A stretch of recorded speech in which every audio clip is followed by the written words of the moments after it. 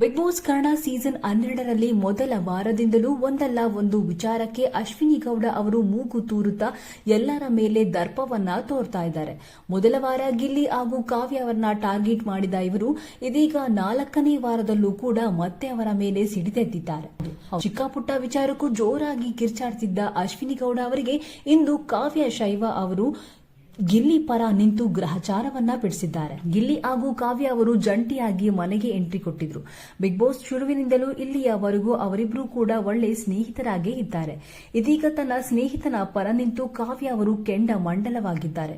ಅಷ್ಟಕ್ಕೂ ಅಶ್ವಿನಿ ಹಾಗೂ ಕಾವ್ಯ ನಡುವೆ ಆದ ಜಗಳವಾದ್ರೂ ಏನು, ಮಾಡುವ ಹಂತಕ್ಕೆ ಹೋಗಿದ್ದಾದ್ರೂ ಯಾಕೆ, ಪ್ರತಿಯೊಂದು ವಿಚಾರವನ್ನ ತಿಳಿಸ್ಕೊಡ್ತೀನಿ. ಅದಕ್ಕೂ ಮುನ್ನ ಕನ್ನಡ ಬಿಗ್ ಬಾಸ್ ಸೀಸನ್ 12ರ ಪ್ರತಿಯೊಂದು ಅಪ್ಡೇಟ್ಸ್ಗಳಿಗಾಗಿ ಈ ಕೂಡಲೇ ನಮ್ಮ ಚಾನೆಲ್ ಅನ್ನು ಸಬ್ಸ್ಕ್ರೈಬ್ ಆಗಿ.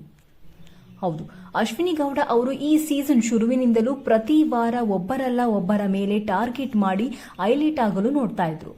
ಮೊದಲ ವಾರವೇ ಗಿಲ್ಲಿ ಹಾಗೂ ಕಾವ್ಯ ಅವರನ್ನ ಟಾರ್ಗೆಟ್ ಮಾಡಿದ ಇವರು 2ನೇ ವಾರ ಫೈನಲಿಸ್ಟ್ ಎನ್ನುವ ಪಟ್ಟವನ್ನ ತೆಗೆದುಕೊಂಡು ಎಲ್ಲರ ಮೇಲೆ ದರ್ಪವನ್ನ ತೋರ್ತಾ ಇದ್ರು. ಇನ್ನ 3ನೇ ವಾರ ರಕ್ಷಿತಾ ಶೆಟ್ಟಿ ಮೇಲೆ ಕೂಗಾಡಿ ಕಿರಿಚಾಡಿದ ಇವರು ಕಿಚ್ಚನ ಮುಂದೆ ಶರಣಾಗಿದ್ರು. ಇದೀಗ ಮತ್ತೆ ಗಿಲ್ಲಿ ಹಾಗೂ ಕಾವ್ಯ ಅವರನ್ನ ಟಾರ್ಗೆಟ್ ಮಾಡಿದ ಅಶ್ವಿನಿ ಗೌಡ ಮನೆಯಲ್ಲಿ ದೊಡ್ಡ ರಂಪವೇ ಮಾಡಿದ್ದಾರೆ. ಮನೆಯಲ್ಲಿ ಸ್ಪರ್ಧಿಗಳು ತಮ್ಮ ಕೆಲಸವನ್ನ ತಾವೇ ಹಂಚಿಕೊಂಡು ಎಲ್ಲರೂ ಕೂಡ ನಿಭಾಯಿಸಬೇಕಿತ್ತು. ಹೀಗಿರುವಾಗ ಕೆಲಸದ ವಿಚಾರವಾಗಿ ಅಶ್ವಿನಿ ಗೌಡ ಅವರು ಸುಮ್ಮನೆ ಗಿಲ್ಲಿ ಮೇಲೆ ಟಾರ್ಗೆಟ್ ಮಾಡಿ ಬಾಯಿಗೆ ಬಂದ ಹಾಗೆ ಬಾಯ್ತಾ ಇದ್ರು. ಇದನ್ನ ನೋಡ್ತಾ ಇದ್ದ ಕಾವ್ಯ ಅವರು ತನ್ನ ಸ್ನೇಹಿತನ ಪರ ನಿಂತು ಅಶ್ವಿನಿಯೊಂದಿಗೆ ವಾದಕ್ಕೆ ಇಳಿದಿದ್ದಾರೆ. ಗಿಲ್ಲಿ ಪರ ನಿಂತು ಮಾತನಾಡಿದ್ದಕ್ಕೆ ಅಶ್ವಿನಿ ಅವರು ನೀನ್ಯಾಕೆ ಗಿಲ್ಲಿ ವಿಚಾರಕ್ಕೆ ಬರ್ತೀಯ, ನಾನು ಅವನು ಬಳಿ ಮಾತನಾಡಬೇಕು, ನೀನ್ಯಾಕೆ ಇದಕ್ಕೆ ಉತ್ತರ ಕೊಡ್ತಿದೀಯಾ ಎಂದು ಕೇಳಿದ್ದಾರೆ. ಸುಮ್ಮನೆ ಅವನ ಬಗ್ಗೆ ಮಾತನಾಡಿದರೆ ನಾನು ಸುಮ್ಮನೆ ಇರೋದಿಲ್ಲ, ನ್ಯಾಯವಾಗಿ ಮಾತನಾಡಿ ಎಂದು ಗರಂ ಆಗಿಯೇ ಆವಾಜ್ ಹಾಕಿದ್ದಾರೆ. ಇದಕ್ಕೆ ಇನ್ನಷ್ಟು ಕೋಪಗೊಂಡ ಅಶ್ವಿನಿ ಗೌಡ ಅವರು, ನೀನು ಗಿಲ್ಲಿಗೆ ಬಕೆಟ್ ಹಿಡಿತಿದ್ಯಾ ಅಂತ ಗೊತ್ತು, ಇಲ್ಲಿವರೆಗೂ ಕೂಡ ನೀವು ಅದೇ ತಾನೇ ಮಾಡ್ಕೊಂಡ್ ಬಂದಿದ್ದು, ನಿಂದು ಅಂತ ಒಂದು ಸ್ವಂತ ಆಟ ಇಲ್ಲ, ಅವನ ಹೆಸರನ್ನ ಹೇಳ್ಕೊಂಡು ನೀನು ಬೇಳೆನ ಬೇಯಿಸ್ಕೊಂತಾ ಇದೆ ಎಂದು ಬಾಯಿಗೆ ಬಂದ ಹಾಗೆ ಮಾತನಾಡಿದ್ದಕ್ಕೆ ಕಾವ್ಯ ಅವರು ಕೆಂಡ ಮಂಡಲವಾಗಿದ್ದಾರೆ.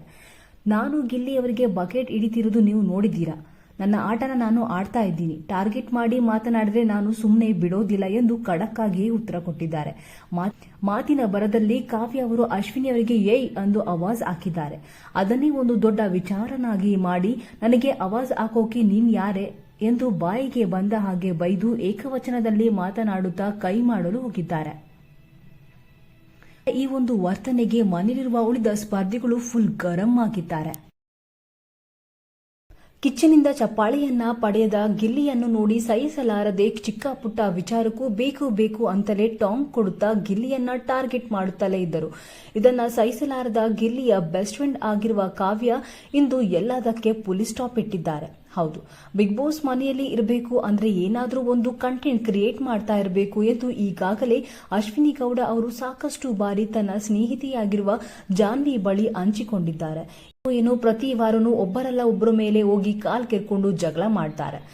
ಅದರಲ್ಲೂ ಗಿಲ್ಲಿ ನಟ ಅವರು ಕಿಚ್ಚನ ಚಪ್ಪಾಳೆ ಪಡೆದ ನಂತರ ಅವರಿಗೆ ಅವಮಾನ ಮಾಡುತ್ತಾ ನಾಮಿನೇಟ್ ಮಾಡೋದಲ್ಲದೆ ಇದೀಗ ಸುಮ್ಮನೆ ಟಾರ್ಗೆಟ್ ಮಾಡಿ ಗಿಲ್ಲಿ ಹಾಗೂ ಕಾವ್ಯ ಅವರನ್ನ ಕೀಳು ಮಟ್ಟದಲ್ಲಿ ನೋಡುವುದಲ್ಲದೆ ಬಾಯಿಗೆ ಬಂದ ಹಾಗೆ ಬೈದು ಅವಮಾನ ಮಾಡ್ತಿದ್ದಾರೆ. ಇದೆಲ್ಲದನ್ನ ಅಬ್ಸರ್ವ್ ಮಾಡ್ತಿರೋ ಕಾವ್ಯ ಇದಕ್ಕೆ ಸರಿಯಾಗಿ ಖಡಕ್ ಆಗಿ ಇಂದು ಉತ್ತರವನ್ನ ಕೊಟ್ಟಿದ್ದಾರೆ. ಇದರ ಬಗ್ಗೆ ನಿಮ್ಮ ಅಭಿಪ್ರಾಯವೇನು? ನಿಮ್ಮ ಸಪೋರ್ಟ್ ಯಾರಿಗೆ? ಗಿಲ್ಲಿ ಹಾಗೂ ಕಾವ್ಯ ಅವರಿಗ ಇಲ್ಲ ಅಶ್ವಿನಿ ಗೌಡ ಅವರಿಗ? ತಪ್ಪದೇ ಕಮೆಂಟ್ಸ್ ಮೂಲಕ ತಿಳಿಸಿ. ಇನ್ನಷ್ಟು ಕನ್ನಡ ಬಿಗ್ ಬಾಸ್ ಸೀಸನ್ 12ರ ಪ್ರತಿಯೊಂದು ಅಪ್ಡೇಟ್ಸ್ಗಳಿಗಾಗಿ ಈ ಕೂಡಲೇ ನಮ್ಮ ಚಾನೆಲ್ ಅನ್ನು ಸಬ್ಸ್ಕ್ರೈಬ್ ಆಗಿ. ಧನ್ಯವಾದಗಳು ವೀಕ್ಷಕರೇ.